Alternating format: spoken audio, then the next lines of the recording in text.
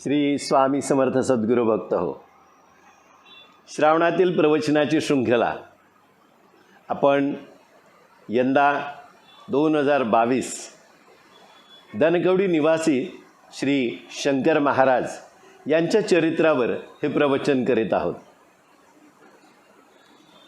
गेल्या 10व्या भागात आपण बऱ्याचशा काही गोष्टी जे उपदेश स्वरूप शंकर महाराजांनी आपल्याला दिलेत त्याच्यावर आपण अभ्यास केला. यापुढेही या ग्रंथामध्ये शंकर महाराजांच्या चरित्रावरील जो ग्रंथ आहे तो खास त्यांच्या उपदेशांवर अवलंबून आहे. आपण गेल्या 10व्या भागामध्ये शेवटी सर चुन्नीलाल मेहता यांचा परिचय करून घेतला होता. हमने 10वें भाग में सर चुन्नीलाल मेहता इनका थोड़ा सा स्वल्प परिचय जिसे कहते हैं वो करके लिया था. इनके पास बेशुमार दौलत थी, बहुत कुछ भगवान ने उनको प्राप्त कर दिया था, किसी भी चीज़ की कमी नहीं थी. आम जो लोग होते हैं, अमीर जो लोग होते हैं, इन अमीरों में सर चुन्नीलाल मेहता में एक बहुत बड़ा अंतर था, फ़र्क था. वो फ़र्क यही था कि सर चुन्नीलाल मेहता जो है वो सात्विक विचार वाले थे. इस 11वें भाग में हम आगे बढ़ेंगे. शंकर महाराज जो है उन्होंने हमें जो उपदेश दिए हैं उनके ऊपर और बहुत कुछ जानना है. सर चुन्नीलाल मेहता जो है वो अगर चाहे तो ऐसा भी सोच सकते थे कि उनके पास बेशुमार दौलत थी, त्यांच्याकडे संपत्ती अपार होती, एका चुटकीसरशी त्यांना प्रत्येक गोष्ट हजर करता येत होती, पण त्यांना दर्शन हवं होतं साक्षात भगवंताचं. ते सात्विक विचारबुद्धीचे होते, सात्विक विचारांनी प्रेरित होते. शंकर महाराज हम जो उनका उपदेश समझ रहे हैं, जान रहे हैं, तो सर चुन्नीलाल मेहता अभी शंकर महाराज के पास शायद आने वाले हैं. आगे हमें ये सुनना है, पढ़ना है और इसके ऊपर जानना है. ऐसा कहते हैं कि अगर यतिवर्य जो है साक्षात सद्गुरु है, उन्होंने अगर एक चुटकी बजाई तो उस चुटकी के साथ हमारा जीवन बहुत बड़ी तरीके से, बहुत बड़े पैमाने पे बदल सकता है. आपल्या आयुष्यात त्यांच्या एका चुटकी वाजवण्याने प्रचंड असे बदल घडू शकतात. पण सद्गुरू आपल्या प्रारब्धामध्ये, पूर्वसंचितामध्ये सहसा ढवळाढवळ करीत नाहीत. तरीसुद्धा असे काही भक्त आहेत ज्यांचे सात्विक विचार, सात्विक आचार आणि सात्विक उच्चार असतील आणि ज्यांची पूर्व संचितानुसार भगवंत प्राप्तीची वेळ जवळ आलेली असेल, त्यांचं प्रारब्ध कितीही खराब असेल तरी सद्गुरू ते एका चुटकीसरशी बदलतात. ऐसा ही सर चुन्नीलाल मेहता अपने संपत्ति के जोर पर अगर कुछ पाना चाहते थे तो वो पा सकते थे. हम आज एक कोशिश करेंगे, चुटकी बजा के देखेंगे क्या सचमुच हम ये चुटकी बजाकर हमारे जीवन में कुछ तब्दीली ला सकते हैं, कुछ बदलाव ला सकते हैं. आपण याच प्रयत्न करूया, चुटकी वाजवून आपल्या आयुष्यात काही बदल घडतात का प्रयत्न करूया. वाजवली चुटकी, अरे खरंच बदल घडला. मंडळी, हा बदल फक्त बाह्य स्वरूपाचा बदल आहे. आपल्याला आंतरिक बदल अपेक्षित असतो.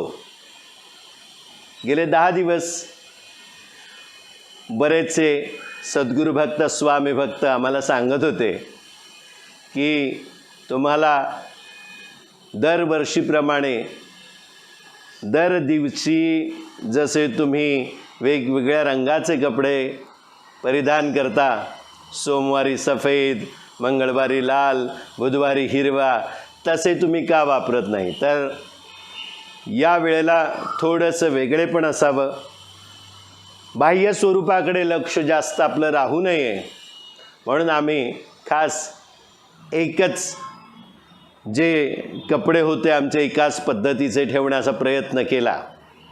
पण असे काही सद्गुरू भक्त आहेत, आमच्या निकटवर्ती आहेत, त्यांच्या आग्रहाखातीर शेवटी आम्हाला हा बदल करावाच लागला. तर मंडळी, आपण बाह्य स्वरूपाकडे अपना जो बाह्य रूप है उसके ऊपर हम ज़्यादा ध्यान देते हैं. हम चुटकी बजा के अपने संपत्ति के दम पर हमारे बाहर का जो चोगा है, हमारा जो बाह्य स्वरूप है, उसमें बदलाव ला सकते हैं. लेकिन क्या हम उस संपत्ति की जोर पर, जो बाह्य भौतिक रूप की प्रापंचिक संपत्ति है, उसकी जोर पर अंदरूनी यानी अंतस्थ जो ज्ञान का दिया है वो प्रज्वलित कर सकते हैं? उत्तर है नहीं. इसका जवाब होगा नहीं. क्यों? हमें इसकी साधना में लिप्त होना पड़ेगा, बहुत कड़ी मेहनत करनी पड़ेगी, आराधना करनी पड़ेगी, भक्ति, श्रद्धा और निष्ठा को अपने अंदर पूरी तरीके से भर देना पड़ेगा, तब जाके अंदर का बदलाव आएगा. ये बदलाव हमारे सारे जो यति स्वरूप है वो हमसे चाहते हैं. और सर चुन्नीलाल मेहता जो है वो ये समझ चुके थे कि कितनी भी संपत्ति भौतिक रूप से इस दुनिया में हम कमाए, फिर भी अंदरूनी जो संपत्ति है उसे कमाने के लिए एक अच्छा गुरु का होना और सद्गुरु का साया होना ज़रूरी होता है. हमारे सर चुन्नीलाल मेहता है, उनके बारे में हम अभी आगे जो भी दिया है वो पढ़ेंगे. मेहतांचे वास्तव्य मुंबईला होते आणि पुण्यालाही चतुश्रृंगीजवळ त्यांनी आलिशान बंगला बांधला होता.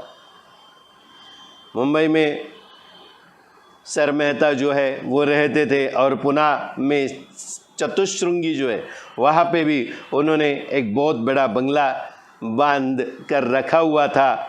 रावसाहेबांच्या भेटीसाठी, आध्यात्मिक चर्चेसाठी आणि ताईसाहेबांच्या प्रवचन कीर्तनासाठी ते अधूनमधून पुण्यात मेहेंदळे वाड्यात येत असत. हमारे जो राव साहब मेहेंदळे और ताई साहब, इनकी मुलाकात के लिए और ताई साहब का कीर्तन प्रवचन जो होता था उसके लिए कभी कभी सर चुन्नीलाल मेहता पूना में उनके घर पर आया करते थे.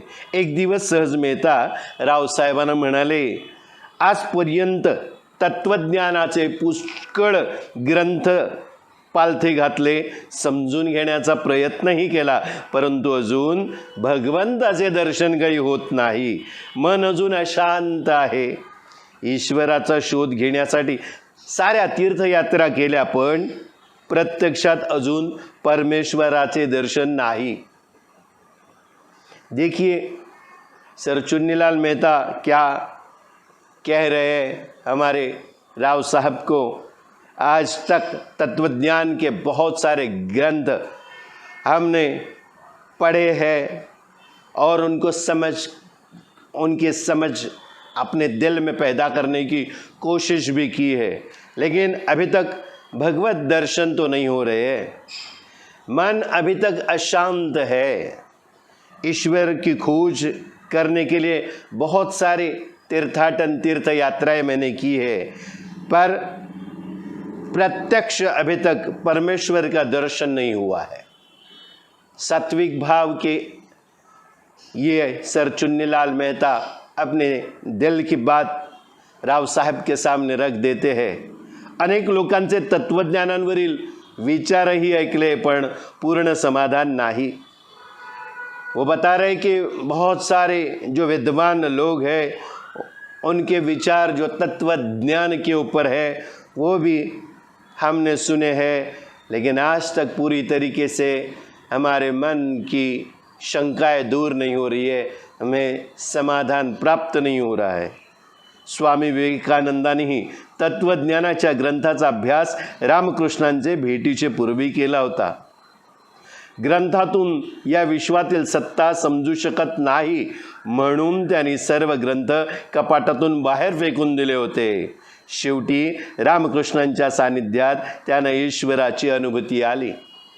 यहाँ पे हमारे जो विवेकानंद है उनके ऊपर एक ब्यौरा दिया है कि स्वामी विवेकानंद जो थे उन्होंने तत्वज्ञान के बहुत सारे ग्रंथों पे अभ्यास किया था, लेकिन उनके जो गुरु रामकृष्ण परमहंस उनके भेंट होने से पहले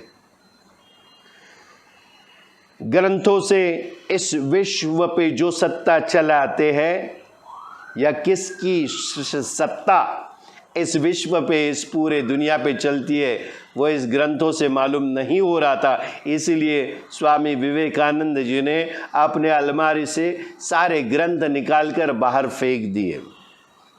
आखिर में रामकृष्ण परमहंस के सानिध्य में जब वो आए तब उन्हें ईश्वर की सही मायनों में अनुभूति हुई। इसका मतलब क्या है? हमारे पास सात्विकता है, हमारे पास आराधना, हमारे पास सारी चीज़ें है, लेकिन हमारी और सद्गुरु की, हमारी और गुरु की जब तक भेंट नहीं होती तब तक ये सारी चीज़ें कुछ भी काम की नहीं है। स्वामी विवेकानंद, उनके गुरु रामकृष्ण परमहंस, विश्वविख्यात हमारे स्वामी विवेकानंद एक अच्छे विख्याता थे। उन्हें भी गुरु करने की ज़रूरत पड़ी। उन्होंने बहुत सारे ग्रंथ रामकृष्ण परमहंस के भेंट होने से पहले पढ़े थे, उनके ऊपर अभ्यास किया था, लेकिन ईश्वर की अनुभूति उन्हें कब आई? जब उनकी भेंट रामकृष्ण परमहंस जी से हुई। रावसाहेब मेहताने म्हणाले, आपणासही ईश्वराचे दर्शन होईल। आपण श्री शंकर महाराजांचे दर्शनास जाऊया, म्हणजे आपणास खूप समाधान लाभेल, परमार्थाच्या मार्गावरील आपली वाटचाल सुलभ होईल। राव साहेब सर चुन्नीलाल मेहता को तसल्ली देते हुए कह रहे हैं, आपको भी ईश्वर के दर्शन होंगे, तसल्ली रखिए। आप हमारे साथ श्री शंकर महाराज के दर्शन के लिए चलिए, उससे आपको बहुत समाधान की प्राप्ति होगी। परमार्थ के मार्ग पर आप जो चल रहे हैं वो रास्ता, वो जो आपका सफ़र है वो अच्छी तरीके से कटेगा और अच्छा सुदृढ़ होगा। सर चुन्नीलाल मेहता यांनी श्री शंकर महाराजांचे दर्शन घेण्याचे मनोमन ठरवले। बरोबर मेहतांच्या पत्नी होत्या, त्याही सुशील व सात्विक होत्या। रावसाहेब ताईसाहेब मेहता पति पत्नी सर्वजण महाराजांचे दर्शनास गेले। सर चुन्नीलाल मेहता जो थे उन्होंने भी मन ही मन श्री शंकर महाराज का दर्शन लेने का ठान लिया। उनके साथ उनकी पत्नी भी थी, वो जो सुशील और सात्विक थी। देखिए पति पत्नी दोनों एक दूसरे को कैसे मदद करने वाले मिल गए, यानी सात्विकता दोनों के मन में है, सुशीलता दोनों के मन में अंदर पूरी भरी हुई है, और फिर इनकी जो घर गृहस्थी है वो उसी तरीके से चल रही है। उनके घर गृहस्थी में किसी भी चीज़ की कमी नहीं है, फिर भी उनकी चाह है कि वो ईश्वर का साक्षात दर्शन करना चाहते हैं। वो जो उनकी पत्नी राव साहब और ताई साहब और मेहता साहब खुद सभी महाराज के दर्शन के लिए गए। त्यावेळी मामा ढेकणे यांच्या घरात बसले होते। रावसाहेबांनी दर्शन घेतले व मेहता पती पत्नी आपल्या दर्शनास आल्याचे सांगितले। महाराजांनी नजर वर करून दोघा पती पत्नींकडे पाहिले आणि महाराज पुन्हा बालभावात गेले।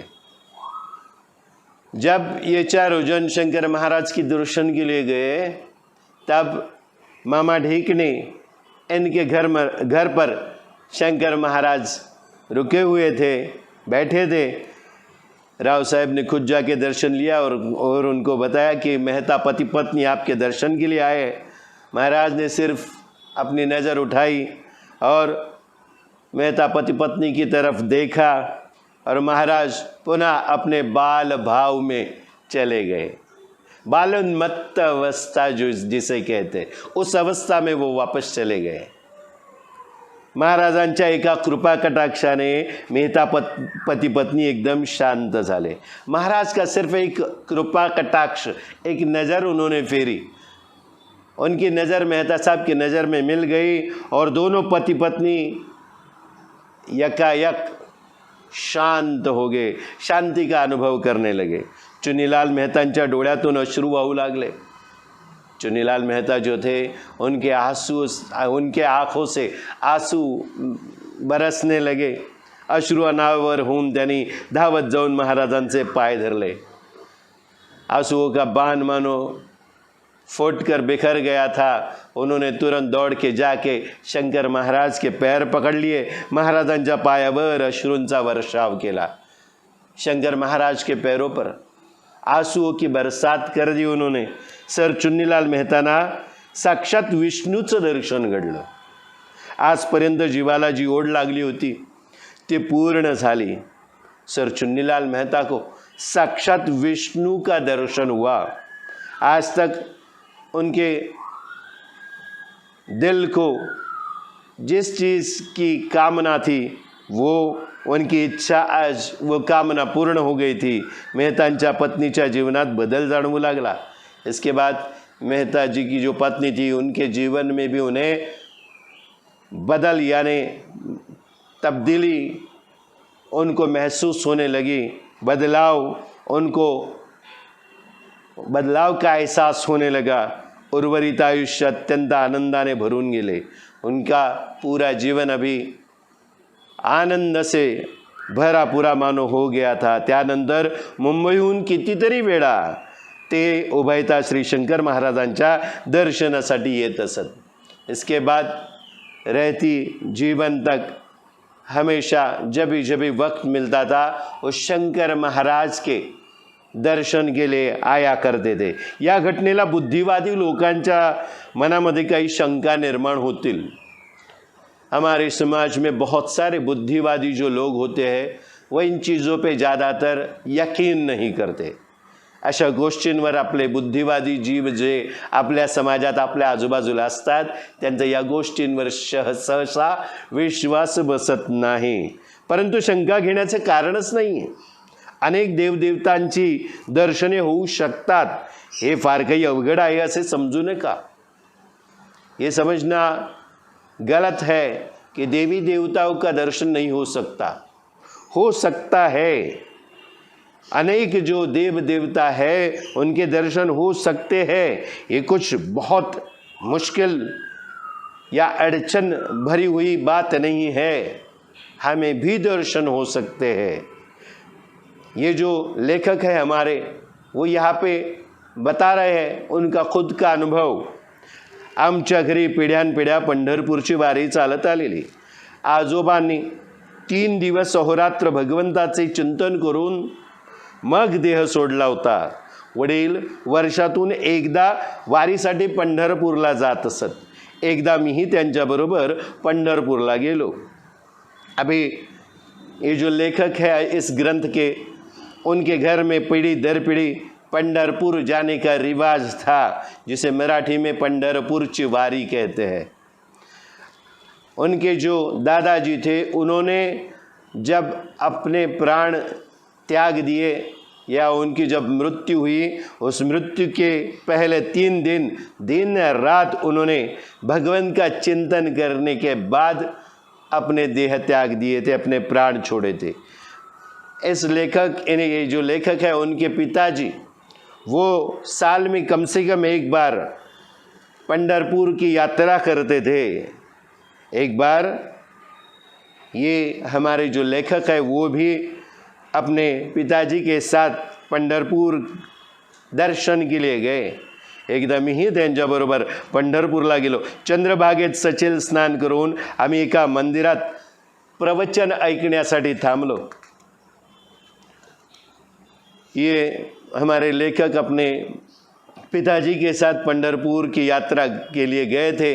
तब उन्होंने नदी में सचेल स्नान किया।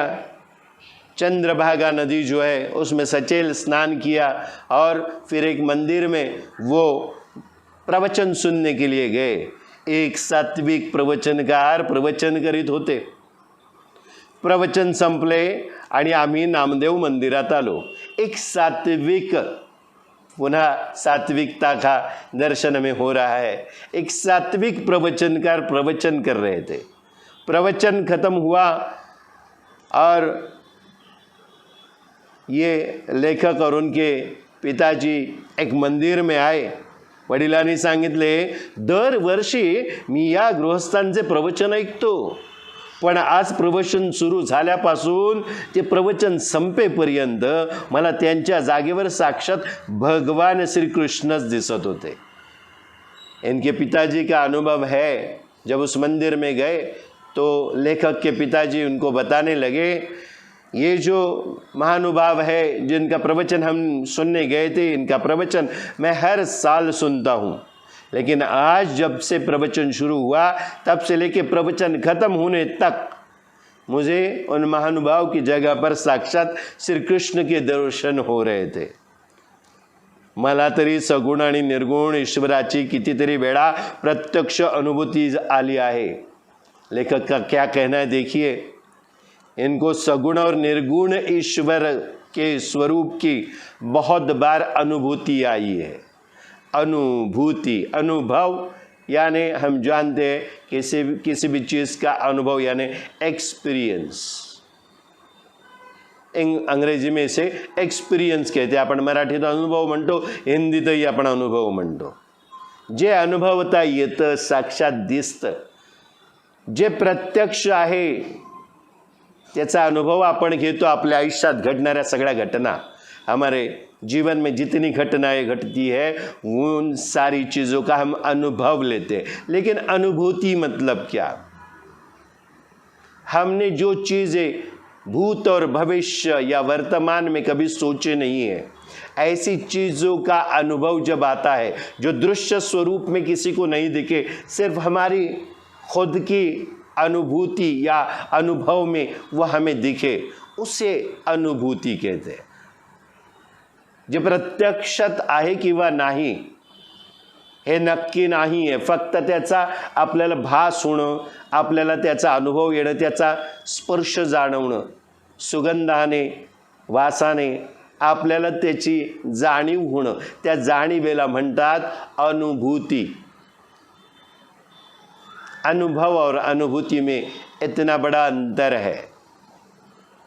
यहाँ पे इन्हें बहुत बार सगुण और निर्गुण रूप से भगवान की अनुभूति आई थी। ये अनुभूति म्हणजे सर्वस्व नाही याची मला जाणीव आहे। ये लेखक और आगे क्या बता रहे वो बहुत ज़रूरी बात है। ये जो अनुभूति है वही सब कुछ है, वही सार सर्वस्व है, ऐसा नहीं, ये मैं जानता हूँ, परंतु आयुष्यात भगवंताची अनुभूति येणे हा एक महत्त्वाचा भाग आहे। पूरे जीवन में हमने जीवन जी लिया आज तक, लेकिन हमने बहुत सारे अनुभव लिए हैं, लेकिन हमारे जीवन में भगवत की अनुभूति आना ये सबसे बड़ा महत्व का हिस्सा है हमारे जीवन का। अगर हमें अनुभूति नहीं आई तो हम इस जीवन का कुछ भी सार्थ अनुभव नहीं ले रहे, या तो इस जीवन को जी लेने का हमें कोई मतलब नहीं है, कोई मायने नहीं रखता अगर हम सगुण या निर्गुण रूप से इस भगवत शक्ति की अनुभूति नहीं कर पाते। आयुष्यभर पैशाच्या मागे लागणारी काही माणसे समाजात असतातच। जीवनभर सिर्फ पैसों के पीछे दौड़ने वाले लोक हमारे समाज में होते ही आहे. आपणास आणखी पैसे मिळावेत व ते टिकावेत म्हणून महाराजांकडे काही मंडळी येत असत. ऐसे कुछ लोग महाराज के पास आते थे जिनके पास पैसे है और उनको पैसे कमाने हैं और वो उनके पास टिकने चाहिए, रहने चाहिए. इस लालसा से, इस कामना से कुछ लोग महाराज के पास आते थे. कोणती व्यक्ती कोणत्या भावनेने आली आहे याची जाणीव महाराजांना तात्काळ होत असे. कौन सी व्यक्ति किस कारणवश किस भावना से शंकर महाराज के पास आई है वो उन्हें पहले ही ज्ञात हो जाता था. अशा वेळी महाराज त्या व्यक्तीला सांगत असत की या जगातील साऱ्या वस्तू क्षणभंगूर आहेत. डोळ्यांनी आपण हे स्पष्ट पाहतो, परंतु आपली त्या वस्तूबद्दलची आसक्ती सुटत नाही. ऐसे जब लोग आसक्ति भरे विषय सुखों के लिए, भौतिक सुखों के लिए महाराज के पास आते थे, इन लोगों को महाराज साफ तौर पर ये बता देते थे कि इस दुनिया में, इस पूरे जगत में सारी जो चीज़ें हैं वो क्षण भंगुर है, क्षण में भंग होने वाली, क्षण में ख़त्म होने वाली, उसे कहा जाता है क्षण भंगुर. डोळ्यांनी आपण हे स्पष्ट पाहतो. हमें ये आम तौर पे इस समाज में दिखता है. ये सारी चीज़ें हमारे साथ सामने ख़त्म होती हुई नज़र आती है, परंतु आपली त्या वस्तूंबद्दलची आसक्ती सुटत नाही. लेकिन उस वस्तु के बाबत हमारी जो आसक्ति है, जो लालसा है, वह कम नहीं होती या छूटती नहीं. नष्ट होणाऱ्या वस्तूंना आणि आपल्या शरीराला आपण फार महत्त्व देतो. ये सारी नष्ट होने वाले क्षणभंगुर जिसे कहा गया है, ये वस्तुएं और अपना जो शरीर है उसे हम ज़्यादातर महत्व देते हैं. शरीर तर क्षणाक्षणाने बदलत असते. हमारा शरीर जो है क्षण क्षण में बदलता रहता है. एके दिवशी ते मातीमध्ये विरूनही जाते. एक दिन वो मिट्टी में मिलने वाला है शरीर. अशी सत्य परिस्थिती असून सुद्धा वस्तूंबद्दलचे आणि शरीराचे ममत्व सुटू शकत नाही. ये सत्य परिस्थिति है, ये हम जानते हैं. फिर भी ऐसी सारी जो भौतिक वस्तुएं, जो विषय सुख हमें देती है, उन वस्तुओं के बाबत और हमारे शरीर के ऊपर हमारा जो ममत्व है वो छूटता नहीं है. कितनी गहरी बात है. देखिए किती खोल असे अंतरात्म्याला भिडणाऱ्या या गोष्टी आहेत. आपल्याला माहीत आहे या गोष्टी क्षणभंगूर आहेत. अनेक वस्तू आजूबाजूला असणाऱ्या आणि आपलं शरीरही एक दिवस ते संपणार आहे, एक दिवस ते मातीत मिसळून जाणार आहे. हे माहीत असून सुद्धा आपलं त्याच्यावरचं प्रेम, ममत्व जराही कमी होत नाही. आपण त्यालाच सजवण्यात, त्या वस्तूंनाच जमा करण्यात आपलं आयुष्य व्यर्थ घालवतो. जीवनातील सत्य कळले तर जगातील वस्तूतून आपणास आनंद घेता येतो. ये जो सत्य है, इसे जान लेने के बाद ये जो सारी दुनिया में, हमारे जगत में जितने वस्तुएं हैं, उनके ऊपर जो सत्य है वह सत्य अगर हमें ज्ञात हो तो हमें जीवन में सही मायनों में आनंद की अनुभूति हो सकती है. यहाँ पे अनुभूति और अनुभव के बारे में बताए तो अनुभव मतलब क्या? अनुभव जो चीज़ें हम पाना चाहते हैं वो में पाने के बाद या खोने के बाद होने वाला जो भाव है उसको अनुभव कहते हैं. और अनुभूति मतलब क्या? ये पाने के बाद होने वाला आनंद जो मन में होता है, जो वस्तु स्वरूप नहीं, जो जड़ नहीं है, और खोने के बाद जो दुख होता है वो जो भावना है सुख और दुख की, आनंद की, ये सारी चीज़ें सही मायनों में कहा जाता है अनुभूति है. जो वस्तुएं नहीं है, जो जड़ वस्तुएं नहीं है, जो मन की एक अवस्था है, उसे कहते हैं अनुभव. साक्षात दर्शन होने के बाद, अनुभूति होने के बाद हमारे मन में जो विचार चलते हैं, जो भावनाएं आती है, वो होती है सही मायनों में अनुभूति. जीवनातील सत्यच कळले नाही तर वस्तू आपणास दुःखच देतात. जीवन में ये जो सत्य है वो जब तक हमें ज्ञात नहीं होता, आपल्याला समजत नाही, तब तक ये जो वस्तुएं है वो हमें सुख नाही सिर्फ दुःख ही प्रदान करेंगी. भगवंताने निर्माण केलेल्या विश्वातून आनंद घेतला पाहिजे. भगवंताने जे विश्व निर्माण केलेलं आहे, भगवत ने ये जो पूरा विश्व निर्माण किया है, इससे हमें आनंद प्राप्त कर लेना चाहिए. परंतु सत्य जाणले तरच हे शक्य आहे. कभी शक्य है, कब ये मुमकिन है? जब इन वस्तुओं के पीछे और हमारे शरीर के पीछे जो सत्य छुपा है उसे जब हम जान लेते हैं तभी ये मुमकिन है. विषयांचा त्याग करण्यासाठी प्रारंभी देहावरील आसक्तीचा त्याग करावा लागतो. शंकर महाराज क्या उपदेश दे रहे, कितनी गहराई में हम जा रहे. देखिए, विषय जो है, जो विषय मतलब क्या, सारी जो वस्तुएं हैं, ये जो शरीर है, ये हमें भोगने के लिए है. हम कुछ भोगना चाहते हैं, तो ये है हमारे विषय. These are all the subjects that we have in our life. आपल्या जीवनात असलेले हे सगळे विषय आहेत. हे वेगवेगळे विषय, ये अलग अलग जो विषय है, ऑल द डिफरेंट सब्जेक्ट्स, ये हमें बहुत इम्पोर्टेंट लगते हैं लाइफ में. इनका त्याग करने के लिए पहले अपने शरीर यानी देह की आसक्ति का त्याग करना चाहिए. आसक्ति का त्याग, ये देह मतलब शरीर मतलब सब कुछ है. इससे ही मैं सब पाऊंगा, इसको सजाऊंगा, इसको संवारूंगा, इसको अच्छा अच्छा खाना खिलाऊंगा, तो ही मैं सब कुछ पा सकूंगा. इससे परे एक शक्ति काम करती है जो पूरे ब्रह्मांड का सत्य है, उसे जान लेना जरूरी है. शंकर महाराज हमें यही बता रहे हैं, तिचा त्याग केल्याने स्वभावता वाईट असलेला देह ही चांगला होतो.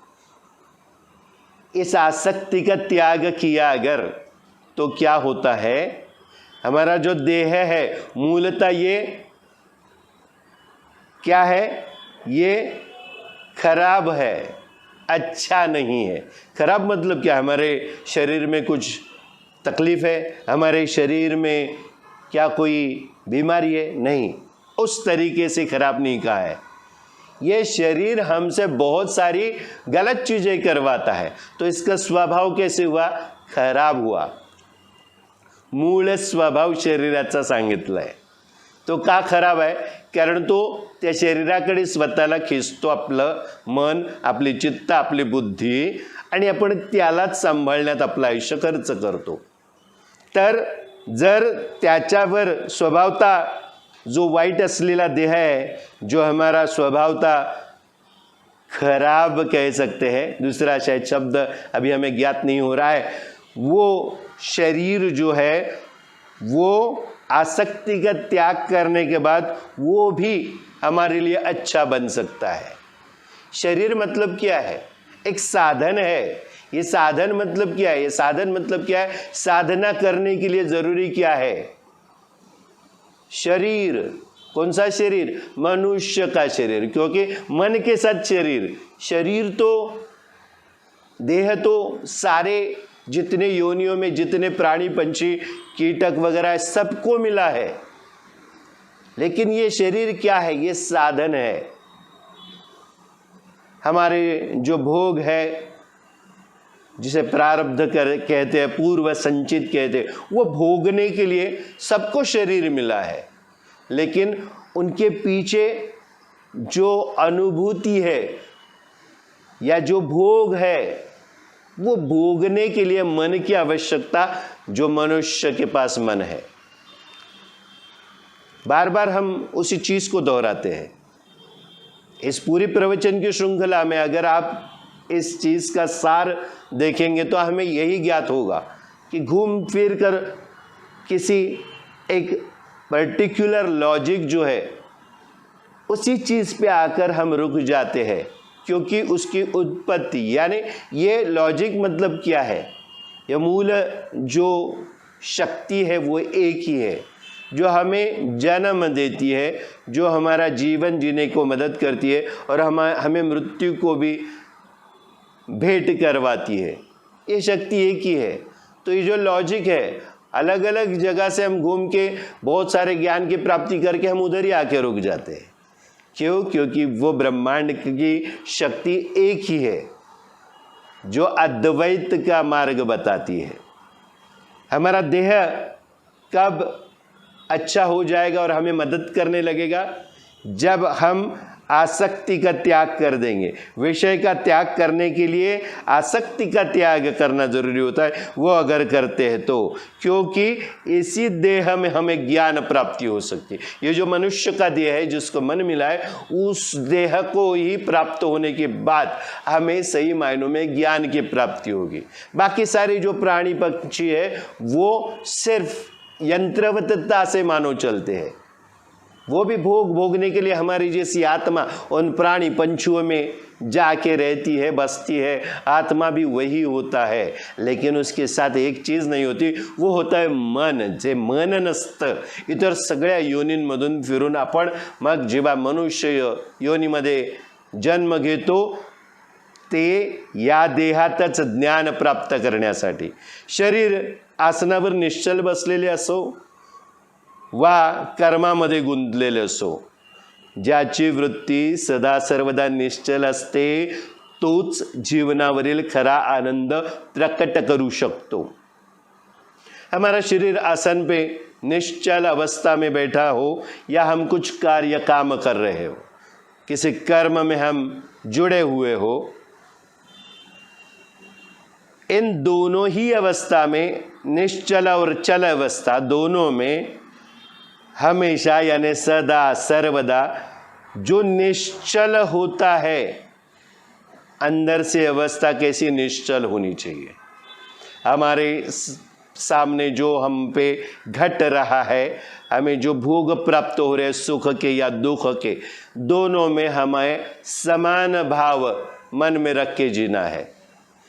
ये जो घट रहा है उसको कैसे देखना है? ये त्रयस्थ बुद्धि से देखना। यानी किसी चीज को घट रहा है किसी और के जीवन में, तो हम उसे थर्ड पर्सन व्यू से देखते हैं, दूसरे व्यक्ति के दृष्टिकोण से देखते हैं। वैसे ही हमारे जीवन में सुख हो या दुख हो, हमें कैसे जीना, आपल्याला कसं जगायचं आहे, त्रयस्थपणे आपल्या आयुष्यात घडत नाही। सुखात आनंदून हुरळून जाऊ नये, दुःखात कोलमडून पडू नये, स्तब्ध निश्चल असावं, एक सारखा असावं, एक जैसे सुख या दुख में रहना है। और वो निश्चल अवस्था है, वही जिसे प्राप्त हुई निश्चल अवस्था, वही इंसान, वही मनुष्य जीवन में आनंद की प्राप्ति कर सकता है या अपने जीवन में आनंद प्रकट कर सकता है। ये आनंद मतलब क्या? ब्रह्मानंद का ही हिस्सा है। जैसे परमात्मा का छोटा स्वरूप आत्मा हमारे अंदर है, वैसे ये ब्रह्मानंद का आनंद हमारे अंदर होता है, लेकिन वो प्रकट रूप में नहीं होता है।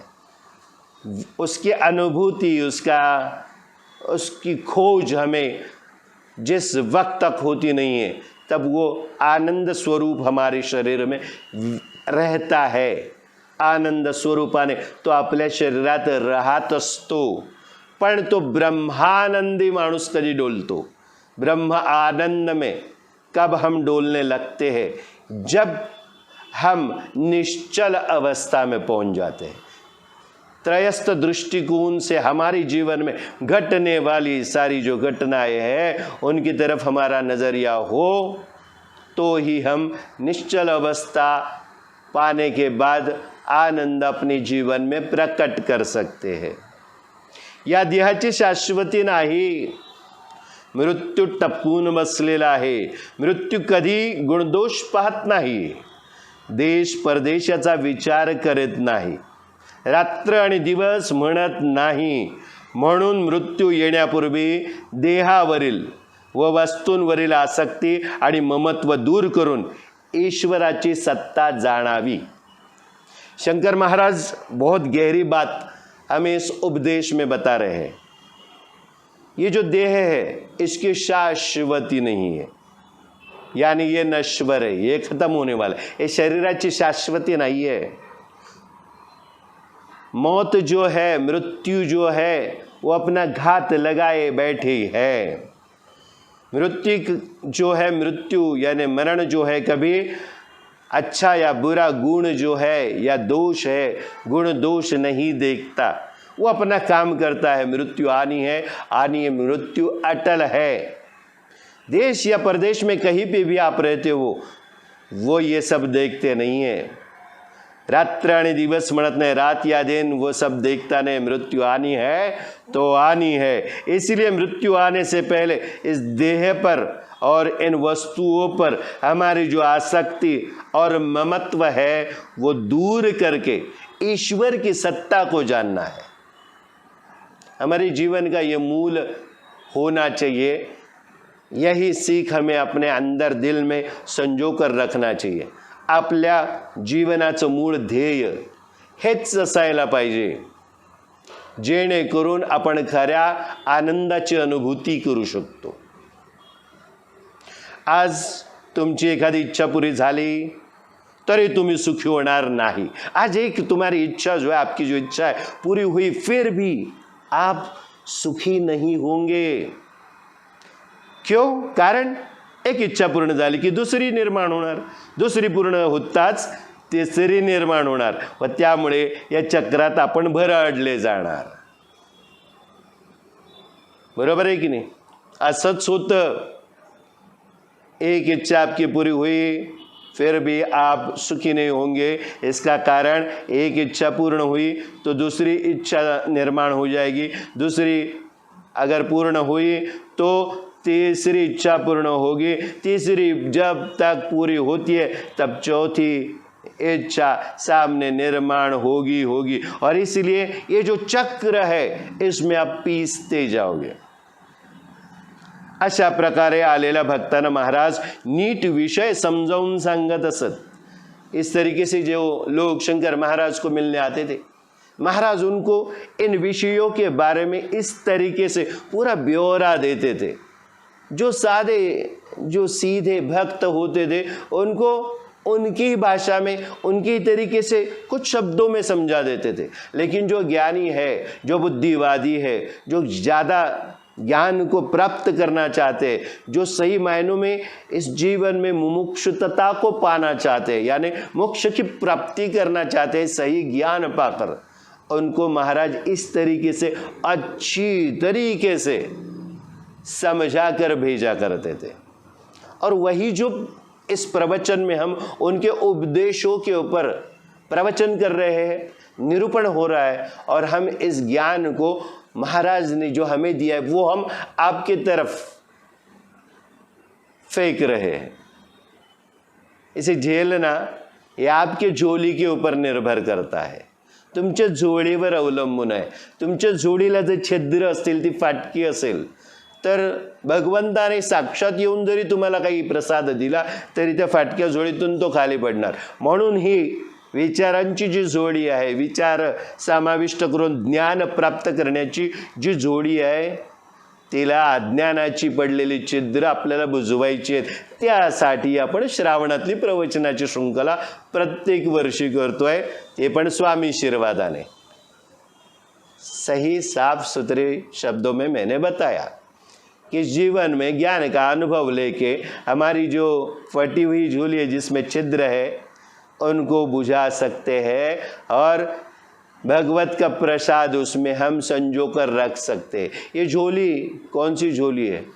हमारे मन की, हमारे चित्त की, हमारे बुद्धि की, हमारे हृदय की, हमारे मन की, हमारे सर्वस्व की झोली। इस झोली में जो छिद्र है वह ज्ञानवश तम यानी अंधेरे में हम जो जी रहे, उससे इस झोली को छिद्र प्राप्त हुए। उससे भरना ज्ञान से। कैसे?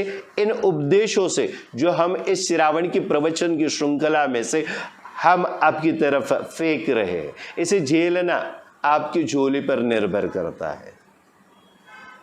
देखिए, बहुत बार हमें ये लोग, ये आज भी गए 3 साल से बता रहे हैं। ये चौथा साल है कि आप श्रावण की प्रवचन की श्रृंखला जो कर रहे हैं, इसे मराठी में पढ़ते हैं और हिंदी में इसका अनुवाद करके बताते हैं। हालांकि हमारे लिए जद्दोजहद है, क्योंकि जो स्पॉन्टेनियस कहते हैं यानी उत्स्फूर्तता से हम जो आपको ये ट्रांसलेशन यानी भाषांतर करके आपको ये बताने की कोशिश करते हैं, ये बहुत मुश्किल होता है। लेकिन आसान कैसे हुआ है ये हमारे लिए? हमें अच्छा लगता है कि हम आपसे इस तरीके से ब्यौरा आपको बताएं। ये आसान हुआ है क्योंकि साक्षात सद्गुरु अंदर विराजित जो है वो आपसे वार्तालाप करते हैं। और हमें यही आनंद है कि हमारा जो शरीर, हमारा मन, चित्त, बुद्धि उन्होंने पूरा व्याप्त किया है और वो आपको ये ज्ञान देते हैं। हमारे जो निकटवर्ती है यानी हमें जन्म देने वाले हमारे भाई बहन, ये सारे भी आज यही सोचकर अचरज में पड़ते होंगे कि इसको बाल रूप से लेके आज तक हमने देखा है, ये ज्ञान कहाँ से आया? कुछ नहीं, सिर्फ साधना में लीन रहने के बाद इस चीज को कहीं ज्यादा जाके बड़ा चढ़ाकर बताने की जरूरत नहीं होती। ये सारी अंदरूनी चीजें अंदर संजो के रखनी पड़ती है और जब सही समय आया तो ही इसको उजागर करना, इससे पहले नहीं। ये वक्त कभी आता है जब हमारी भेट सद्गुरु से होती है। आपली भेट जेव्हा सद्गुरूंशी होते तेव्हा या अंतस्थ बसलेल्या शक्तींना उजाळा मिळतो आणि तेच आपल्याकडून हे सगळं करून घेतात। अगदी सहज सोपाणी सुंदर असा आहे। या जीवनात अध्यात्मात परमार्थात वाटचाल करायची असेल तर सद्गुरु सारखा पाठीराखा असणं जरुरीच आहे। आज प्रवचनाची श्रृंखला हिंदी मधून होते का? क्यों हिंदी में कर रहे हैं? हमारा शायद हमारी जो हिंदी भाषा है वो बात करते वक्त कितनी भी शुद्ध हो, लेकिन तुरंत मराठी शब्दों का अनुवाद हम हिंदी में करने लगे। और दूसरी एक बात है, जो मुंबई में या तो आमतौर पर भारत के सारे अलग अलग इलाकों में जो हिंदी का प्रयोग होता है वो हिंदी उतनी शुद्ध नहीं है। क्यों? क्योंकि उस इलाके में रहने वाले जो अलग अलग भाषा बोलने वाले लोगों को जो हिंदी समझ में आती है, जिसे हम बम्बई या हिंदी कहते हैं, वो हिंदी का भी हम प्रयोग करते हैं और तुरंत कोई एक कठिन से कठिन शब्द है उसको हिंदी में तुरंत अनुवाद करना spontaneously, it is not possible at all. But I am trying with the help of almighty my Swami. तो ये बात बहुत ज़रूरी है, इसे समझना बहुत ज़रूरी है। आप ये पकड़ के बैठ जाते हो कि ये हमारी भाषा है, लेकिन हम जिस सद्गुरु को पकड़ के बैठे, हम कहते कि हम स्वामींचं करतो, हम इसका करते उसका करते। उन्होंने क्या सीख दी है? कोई प्रांत अलग नहीं है, कोई भाषा अलग नहीं, कोई देश अलग नहीं है। एक ब्रह्मांड के बारे में हमें थोड़ा बहुत ज्ञात है। ब्रह्मांड इतना बड़ा है, उसमें शायद 10%, 10% सुद्धा आपल्याला माहीत नसेल अशा अनंत कोटी ब्रह्मांडाचा नायक असलेला तोच तुमचा त्राता आहे। तोच तुम्हाला समजावून सांगतो आहे की अरे मला भाषेचं, मला जातीपातीचं, धर्माचं बंधन नाही आहे। मग माझा शिष्य तू, माझा भक्त तू कसला या विषयांचा अभ्यास केलायस आणि काय विचार करतोयस या भाषेत नको त्या भाषेत? भाषा हृदयाची असते। हृदय की भाषा से बात करो तो कोई भी शब्द गलत नहीं निकलेगा। और आप हृदय के कान करो, हम हृदय की जिह्वा करेंगे, जीभ, तो हमारी जो वाणी है वह सरस्वती की आशीर्वाद से निकलेगी और आपके जो कान है वो तानसेन से भी बड़े हो जाएंगे और आप उतने विख्याता हो जाएंगे, ज्ञानी हो जाएंगे। और दूसरी बहुत ज़रूरी बात जो हिंदी हमारा अनुवाद है उसके ऊपर बात करने वाले लोगों को हम कुछ समझाना नहीं चाहते। हमारे सद्गुरु ने हमें किसी के साथ बहस करने की आज्ञा नहीं दी, लेकिन अगर हम बहुत शुद्ध हिंदी का प्रयोग करने लगेंगे तो हमारे कुछ भाई और बहनें जो है उन्हें उस शुद्ध हिंदी के बारे में भी ज्ञान नहीं है, तो वो कैसे समझेंगे।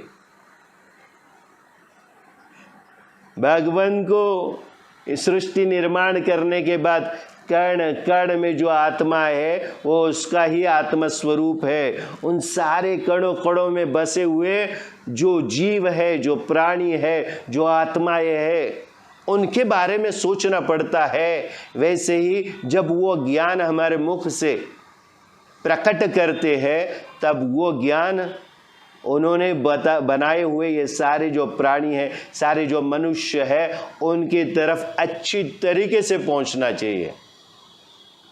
कृपया हमारे जो स्वामी भक्त है, हमारे सद्गुरु भक्त है, ऐसा भेद, ऐसा द्वैत अपने जीवन से निकाल दे और अपनी जीवन को साधना के सफ़र में लगा दे। शंकर महाराज ने इतने अच्छे उपदेश किए हैं, उन्होंने बहुत सारी अच्छी बातें बताई है। आगे हम उनका मंत्र तंत्र जादू टोना जो होता है उसके ऊपर क्या विचार है वो भी समझेंगे। बहुत सारी बातें हैं, लेकिन आज हम यही रुकते हैं। आज 11वां दिन है।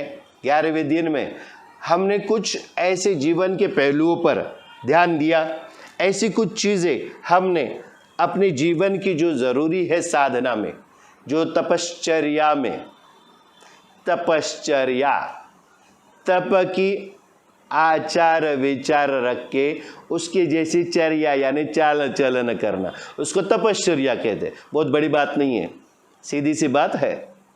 हम इन शब्दों को अलग तरीके से समझते हैं, बहुत गहन है, गहरी है, हमारे लायक नहीं है। ऐसा कुछ भी इस सृष्टि में भगवान ने बनाया नहीं है।